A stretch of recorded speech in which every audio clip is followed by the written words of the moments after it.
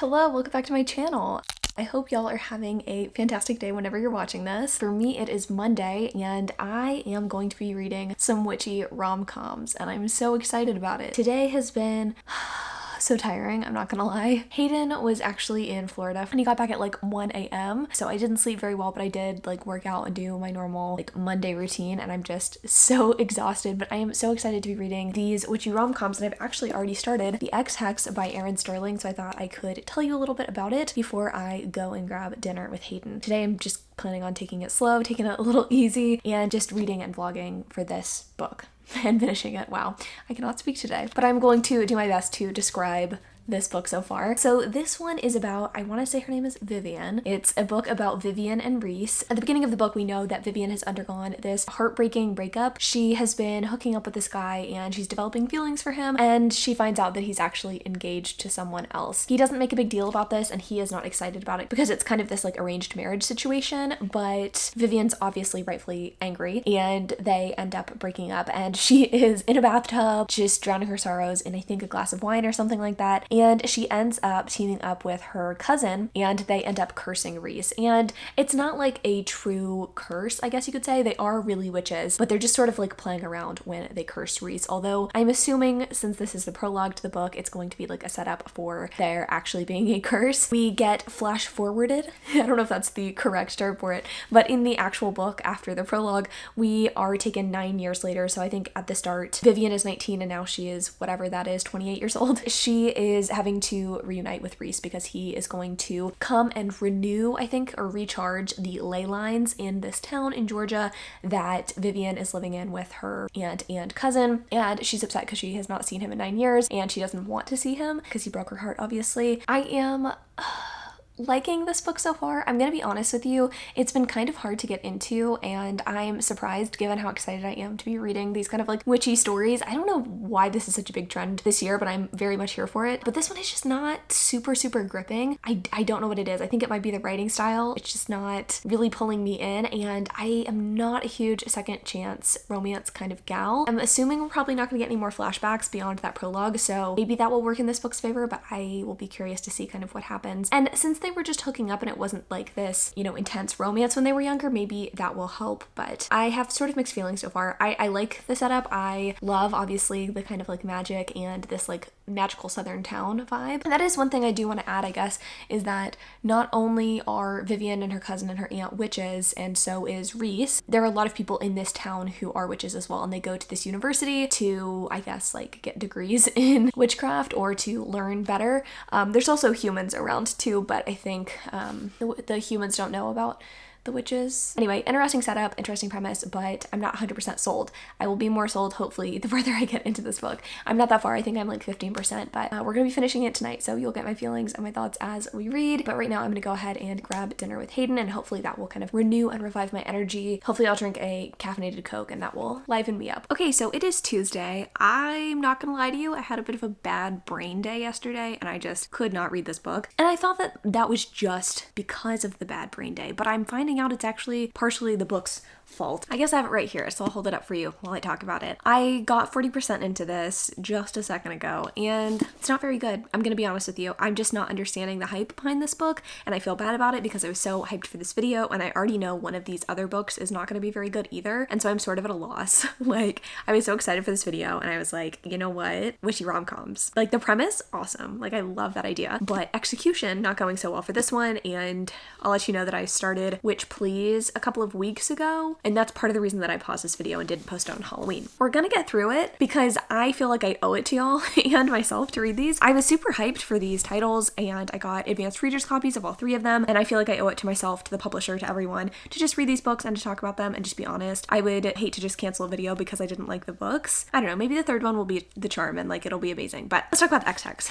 I think my main issue with this book, and I was able to identify this almost immediately upon reading it, is that I am not understanding any of our characters' motivations motivations here. I don't really know who they are as people, and I don't really know what they want out of life. I understand sometimes a romance is not seeking to answer big life questions. I totally get that. And I don't, I'm fine with that. I don't need something that's going to be like super heartbreaking or in-depth or profound. I mean, it's a rom-com, I get that, but I want to care a little bit for our characters. Like Tessa Bailey, for instance, she does so good with character motivations. You understand people's weak spots, what breaks their heart, and she's still able to kind of craft funniness around that. And I feel like I just don't care about either of these characters at all. Vivian, okay, she's a college professor. Okay, that's it. That's all we know about her. Reese, he doesn't like his family and he doesn't want to be in this small town. That's it. That's literally all we know about them. And I just am not charmed by either of them or the romance. Like, what is this romance? I'm 40% in and I couldn't identify it for you. They're put in a situation where magic is like making them horny, I guess. That's it. I mean, there's not really any chemistry that I'm feeling between the two. And I can tell that the author has like really put a lot of thought and work into it and is trying to kind of have these like, not quirky moments, but she's trying to write like witty banter and dialogue. It's just not working for me. Because I mean, the setting is fun, but even then I feel like I'm not getting enough of the setting to make me be willing to overlook all the other stuff. And nothing's egregious, like nothing's horrible about this book. I'm not like, ew, I don't want to keep reading this. It's just like, I know this is not going to be a satisfying romance, and that sucks because I just, like I said, I love the premise of this, but it's not delivering. I don't know what to do, to be honest with you. Like, do I finish this? Do I DNF this? I'm gonna DNF it. I'm gonna make the executive decision right now. I own a physical fucking copy of this book. To be fair, I did cancel my book of the month with 2 credits left, and this seemed the most promising, so I don't feel that bad about it. And someone will be overjoyed, I'm sure, to find this at like a half-price books, but that's what we're doing. I'm gonna carry on and read Witch Please by Anna Guerra. Even though I'm not completely loving that one either, I am much more charmed, to be honest with you, with the setting of this book than this one. So I'm gonna start to read that one and I'm gonna update y'all as I read. And I don't know if I'm gonna finish this one tonight. Admittedly, I have some other stuff to read for other videos, but I will give you the full rundown on this book ASAP and we can read it together. And even if it sucks, I'll give you all the updates for it. This one, I don't care enough to get through, so. If you hear any purring, it's because Nugget insists on sitting in front of me every time I film. But I'm 20% into Witch Please, and as you can probably tell by my mood, I am enjoying this much more than I was enjoying the Ex Hex, which is weird to me because, like I said, I started this book like 2 or 3 weeks ago and it just wasn't really doing it for me. I was like kind of charmed by the setting and the writing, but like just wasn't super into the romance. I will say that's kind of still the case, but I also wasn't enjoying the romance of the Ex Hex, and I wasn't enjoying anything really about the Ex Hex. This book at least has a setting and a writing style that I'm really connecting with, and I feel like I can identify, again, this in comparison to the Ex Hex. We've got, Danica, our main character, and from the very beginning, we know that she's recently been through a breakup, and her cousin, I want to say, or one of her friends is now with her ex, and so she's a little bit heartbroken. Even though she wasn't super into that guy, he wasn't like her perfect match, she's still pretty upset about it. I mean, who wouldn't be? She is not looking for anything serious, but she meets this guy. He comes into her repair shop. She's a witch who fixes things. The series is called The Fix-It Witches. And when he comes to her shop, she is instantly attracted to him and he is really into her too. We get both POVs in the story. He is a baker, I want to say, and she fixes his oven for him, and it's just their romance. And I think she is really fighting her, not attraction to him, she definitely goes on a date with him, but I think she is looking for a hookup and he is looking for a serious relationship. So I think that's probably going to be the main conflict of this book, but already I'm just charmed by the writing style. Again, like I understand who Danica is, I understand what she wants and what she's scared of, and then the same thing with our hero, Titus. He is, kind of grappling with the fact that his mother has recently passed away and his dad has already moved on to someone new. Instantly, just so much more to connect with. It's hard because I feel like if you're asking me what premise I liked more, I would have definitely told you the Ex Hex. Like that one definitely has that small town Gilmore Girls like charm to it, but it just like nothing was done with it. We're briefly told, oh, it's a cute small town, and they dress it up for Halloween. But other than that, like we're not given much. In this story, the characters like have this dialogue that just makes it seem a little bit more, charming and delightful, and I'm having a good time reading it. So I'll be interested to see how this one goes. The one thing I will say is that, again, I'm not like super connected with the romance. I think it's challenging to get me to root for a romance where one or more of the characters is just looking for a hookup. Not that there's anything wrong with that, but I think it's hard for me to move from having a character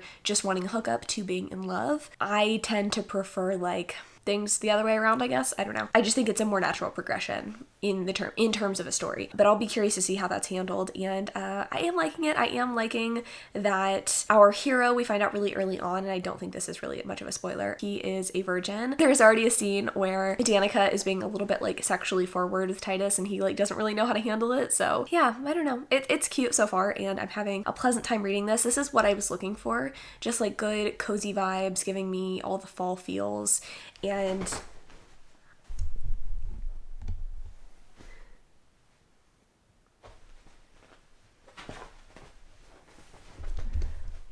my cats are fighting in the background. So I guess I will leave it there. I will update you once I'm at the 50% mark.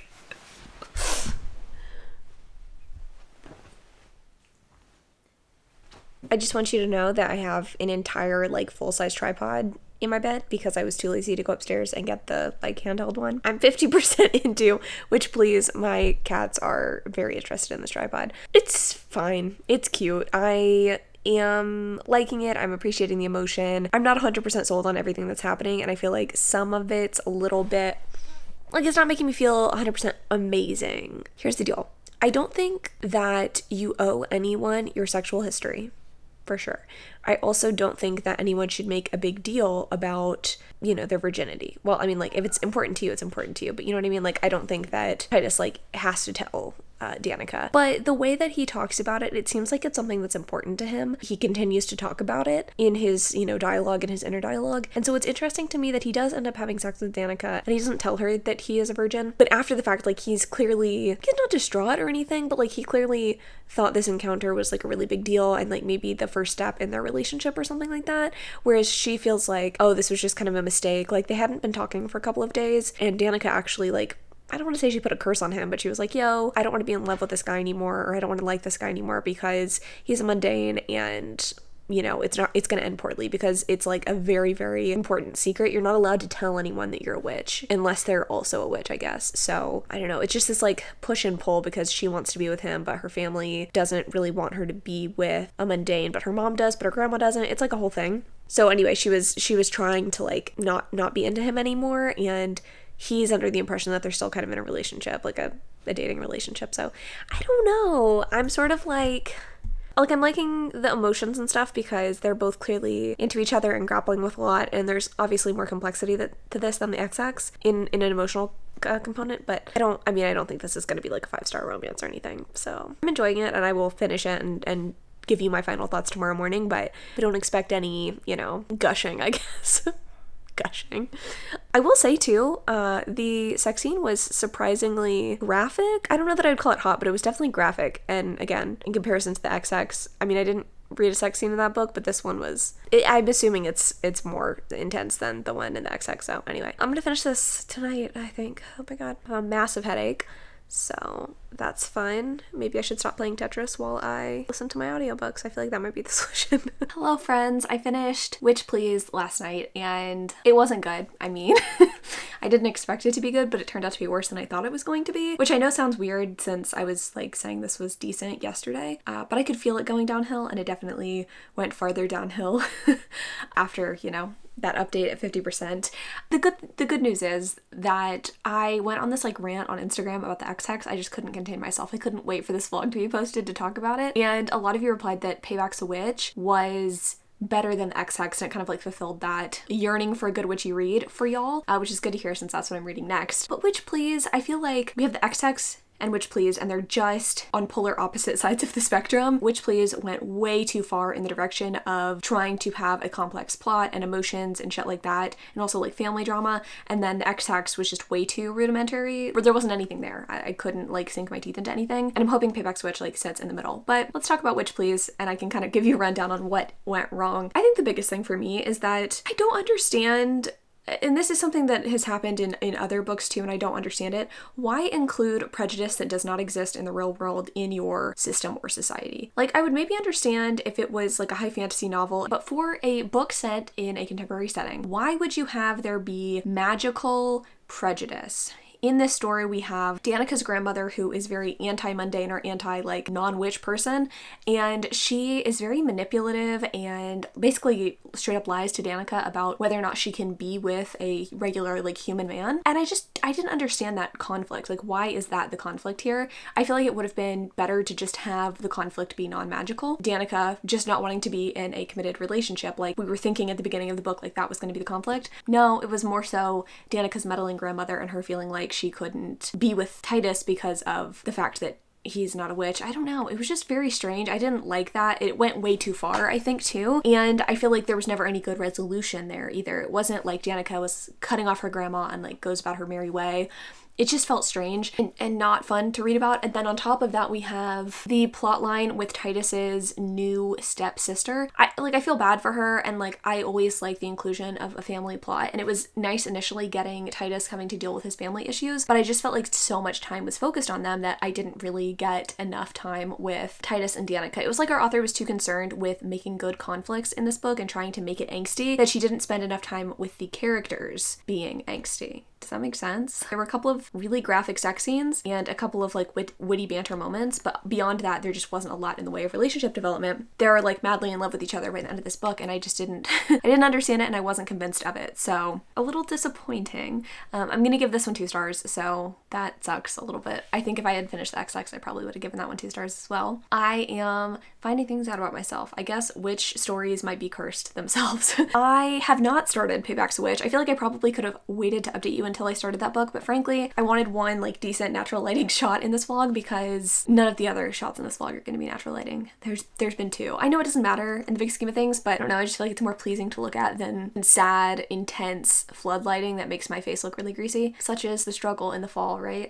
Today's such an ugly day too. I have been marathoning my favorite mommy vlogger. I say mommy vlogger, she doesn't exploit her kids, but she like posts delightful vlogs of herself cleaning her house, and I love it. And that's all I've been doing all day. I have not been focusing on this vlog at all. I don't know why I'm telling you all of this. I don't know. I feel like this vlog is lacking in flavor of any sort, so I just thought I'd let you know what I'm doing. I'll link my favorite mommy blogger in the description. Her name's Natalie, and she's fantastic, and I love her vlogs. If you need something soothing to watch, I swear to God I've watched all of her vlogs like multiple times because comfort YouTuber. I guess it has me thinking a little bit too about like my own videos. Am I comforting to anyone? I feel like that would be really cool if so. I'm going to start this book at some point. I also, to be honest with you, have to finish Misery by Stephen King today, so like, wow, this dreary weather today is matching up with the reading that I have to do, but like maybe Payback's a Witch will be good. I know that one has like a revenge plot line, so it's giving me dreary vibes, but like maybe writing is gonna be witty or something, so. Okay, I've talked enough. I will be back once I've started that book. Okay, hopefully I can get some good uninterrupted footage while my cats eat.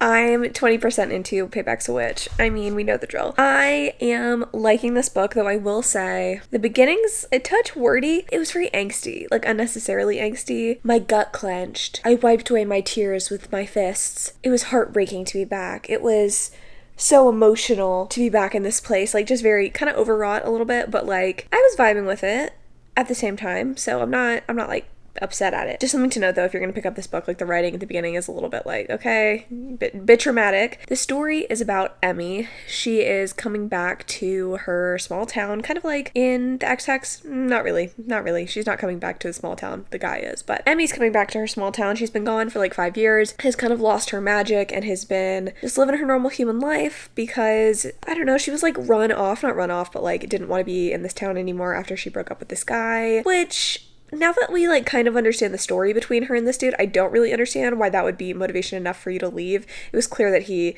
didn't really see that much in her and they weren't dating for that long, so like, get over it, girl. I mean, I guess it was high school, but still. Anyway, Emmy's back in town and she is, you know, just kind of grappling with some shit. She's coming back to like proceed over this tournament, I guess, to see which of the founding families is going to rule the town for the next like 50 years or some shit like that. Again, kind of like Ex Hex similarities. She is basically the Reese of this story, but she's back in town and she goes to a bar her first night out. She meets up accidentally, or like runs into accidentally, Talia, who is a founding member of the town. She's 2 years older than Emmy, and Emmy is like kind of attracted to her, and I think there's like a mutual attraction there, but that's not really like the point. They talk about how Gareth, the douchebag that made Emmy leave the town, or like made her want to leave the town, also fucked Talia over. And then the following day, we have Emmy meeting up with her best friend, who she... Are you really done? You didn't eat that much. Emmy goes to brunch hungover with her friend Lyndon, and she finds out that Lyndon and Talia have like teamed up because they want to get revenge on Gareth, which of all the Gareth names is probably my least favorite. But anyway, she finds out that her friend Lyndon also dated Gareth recently, and while Lyndon was with him, he was two-timing her with Talia. So anyway, they're all going to team up and, I don't know, make him rue the day that he ever fucked these ladies over. So looking forward to it. And I'm assuming that we're going to get a relationship between Talia and Emmy, which I'm down for because Talia seems very, I don't know, hot. I'm into it. So that's where I'm at. That's it. That's the setup for the book. Liking it so far. Again, the writing's kind of hard to get into at the beginning, but it's pleasant. And I do think this is going to be the Goldilocks book, which I wasn't expecting, but I'm into. Okay, I accidentally selected some sort of weird setting on my camera and I don't know how to change it, so hopefully this is okay. I decided to extend this vlog another day, which I think was a good call because, wow, looking back at this footage, I'm sorry. I don't want to be someone who's constantly apologizing for the things that they post and, you know, having boring videos, but I really feel like this is one of my worst videos, so thank you for watching this far. If you have, I really appreciate you. But I am 50% into Payback's a Witch. I am still really enjoying it. I think for me, the enjoyment is really coming from the overall setting and vibe of this book. I'm just connecting with it so much more than either of the previous books, and I really wish that I were in this town. It's giving me sort of like New England vibes. I don't think it's actually in New England. I don't know where it's set. It's not that far from Chicago is what I'm gathering, because that's where our heroine's from, and she's saying she's not that far from Chicago. But yeah, I don't know. I like all of the different places that we have been introduced to. I like that we've gotten the names of certain locations and we've gotten a touch of lore. It's all coming together in a way that I'm really enjoying. I am not 100% sold on the romance. I do think that our love interest is super hot, and I want to know more about her, but I'm not like totally enamored with it. Granted, we're 50% in, so I don't have to be completely enamored with the romance, but it's good so far. It's a good book and I am enjoying it. Again, I think my only true complaint would be that the writing I'm just not loving. It's not terrible or anything, but I do think it's a touch wordy. I don't know, it's very obvious to me from this writing that this is something that our author has worked on for a while and is really passionate about, and you can also tell that from the dedication in this book. She really cares about the story, and I like that a lot. But at times some of the verbiage and the excessive description can be a little bit irritating. Since we last spoke, the magical competition has kicked off, and we had our first challenge, and we also had two of the founding families teaming up against one of the other families, which kind of made people up in arms, and there was this really nice confrontation scene between our heroine and someone who is just kind of like annoying and pretentious, and it was delightful. And I just liked the way the whole competition went down in general. I just thought it was really fun. The plot of this book is just maybe a little bit more imaginative and interesting than the other ones. Yeah, for what you read, I feel like you're gonna have to have like an interesting plot to go with it. As exciting as recharging ley lines are the Ex Hex, this is more fun. Like a magical competition, we love it. And there's 3 challenges. We only had 1, and I think we're gonna get the next 2. And I'm curious to see who ends up winning, kind of what the outcome and the consequences are. The reason that the 2 founding families are teaming up against Gareth, obviously for revenge because he fucked people over, but also because that founding family has been fucking over other founding families, and they're not able to successfully run their businesses anymore because I think it's the Blackmores, Gareth's family, are monopolizing all of the different businesses. Like one family, they're known for their orchard. Okay, well, the Blackmores are gonna have an orchard now. So it's nice to see people getting their comeuppance, I guess. And I am hoping that Gareth loses the competition. I hope Talia wins, and I hope Talia and Emmy live happily ever after. So I'm gonna continue reading, and I will update you when I'm finished with this book just one more time, so this vlog is not overly long and you don't have to sit through it. Hopefully I'll be in more exciting apparel in that final update too. Hayden and I are going to dinner tonight and I'm so excited. I feel like this is the exact same angle and it kind of looks like I'm wearing the exact same thing from earlier. Rest assured, I changed out of my workout shirt into a nearly identical long sleeve shirt from Target for my date. It was lovely. But I did finish Payback's a Witch and it was cute. I really enjoyed it. The main thread of this book was about like finding your place and about kind of figuring out what you want out of life, which I thought was kind of heartwarming and charming. I feel like there's something to be said about home as a place and as a feeling. I don't know, being okay with living in a small town. I feel like in media, a lot of the time, especially nowadays, there's so much emphasis on, you know, leaving home and going to a big city and whatever. And I get it. That's not my journey. And so it's nice to see something a little alternative, I guess, shown. Our heroine decides that she doesn't want to live in Chicago full time. She wants to kind of be back in this lovely, charming little small town around family and friends, and she just likes the place as well. So I don't know, I thought that was nice. But the romance, on the other hand, it was just okay. I liked some of the self-sacrifice both of our heroines went through. I feel like they both gave up a little bit of something for the other, and I thought that was really sweet. But I don't think that like this was the most developed romance ever. Like if you're really wanting to pick up a witchy read that has like a really good romance, this isn't going to be it. None of these books are going to be it, to be honest. But I think if you're looking for the best book overall, this one I think definitely fits the bill. I liked that the setting was really charming and was definitely talked about a lot. I feel like you can tell that our author really, again, just gave a lot of thought to the story and to this world that she built. So I know it was a good time, and I liked the magical competition component, and it ended in a way that I felt like was satisfying. So overall, it was a good book. I don't know if I'd give it 3 or 4 stars. I feel like my mind is telling me 3 stars, my heart is telling me 4, just because of that, like, you know, finding your place